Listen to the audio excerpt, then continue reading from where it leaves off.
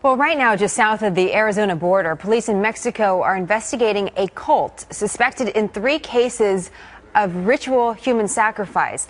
The cult's leader and 7 of her relatives are accused of killing 2 children and a 55-year-old woman, offering their blood to La Santa Muerte, the Saint Death. We wanted to learn more about this. It really caught our attention. And Andrew Chestnut is a professor of religious studies at Virginia Commonwealth University. He just recently published a book on La Santa Muerte. Dr. Chestnut, what is this cult all about?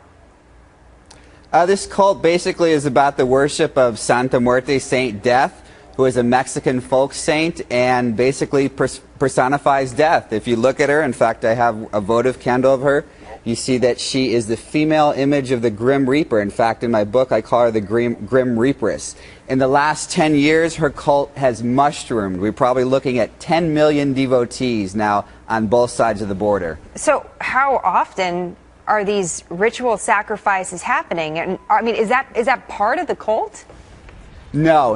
If this turns out to be a substantiated case of ritual human sacrifice, it will be the first substantiated case in the 10 years since the cult has gone public. So most devotees would reject this as an extreme, abhorrent aberration of what they see as kind of traditional Santa Muerte practice.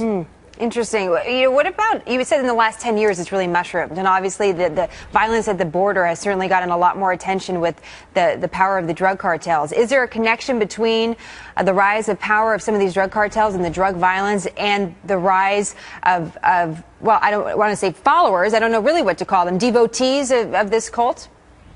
Yeah, devotees is a good, definite connection. In fact, that's what prompted me to start the research for my book, is that in 2009, President Calderon in Mexico sent in the Mexican army with backhoes, bulldozers, and bulldozed over 40 Santa Muerte shrines on the U.S.-Mexican border, mostly across from Texas and California. So she's been identified by the Mexican government as religious enemy #1. And this is because, yes, she is the patroness of many in the Mexican drug cartels. It's very interesting. It's a story we'd like to continue to watch here on Happening Now. Dr. Chestnut, thank you so much for joining us.